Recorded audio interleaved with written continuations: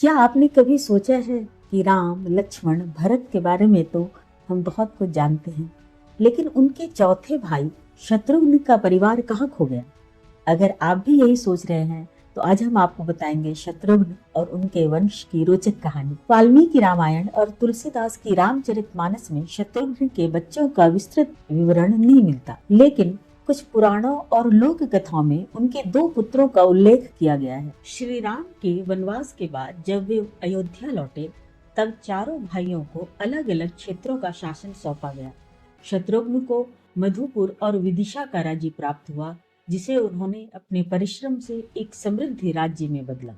वर्तमान में मधुपुर मथुरा के नाम से प्रसिद्ध है और विदिशा भेलसा के नाम से जाना जाता है, जो मध्य प्रदेश में स्थित है। उनके पहले पुत्र का नाम सुबाहु था और उनके दूसरे पुत्र का नाम शत्रुघाती था।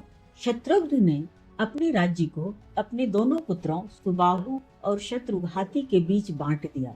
सुबाहु को मथुरा का शासक बनाया गया। मथुरा एक महत्वपूर्ण धार्मिक और सांस्कृतिक केंद्र था। भगवान श्री कृष्ण के जन्म से पहले तक यह नगर रघुवंशी वंश के अधीन था।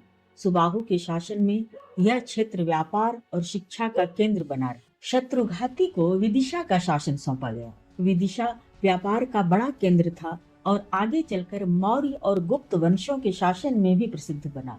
यह नगर वैदिक काल से ही महत्वपूर्ण था। इतिहास बताता है कि शत्रुघ्न का वंश अधिक समय तक सत्ता में नहीं रह सका।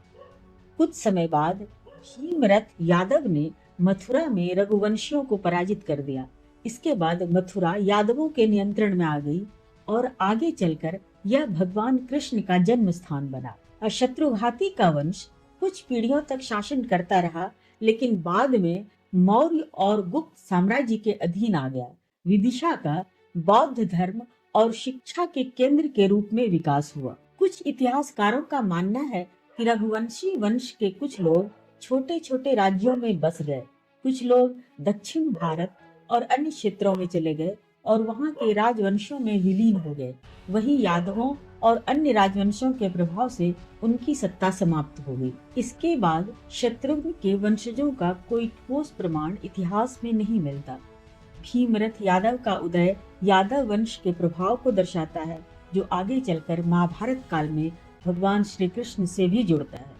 ये कथाएं हमें अध्यात्म रामायण, अन्नपूर्णा संहिता और कुछ क्षेत्रीय रामायण संस्करणों में मिलता है। कुछ विद्वान इन कथाओं की चर्चा भविष्य पुराण में भी होने की बात करते हैं। क्या आप ये पहले से जानते थे? कमेंट में हमें जरूर बताएं।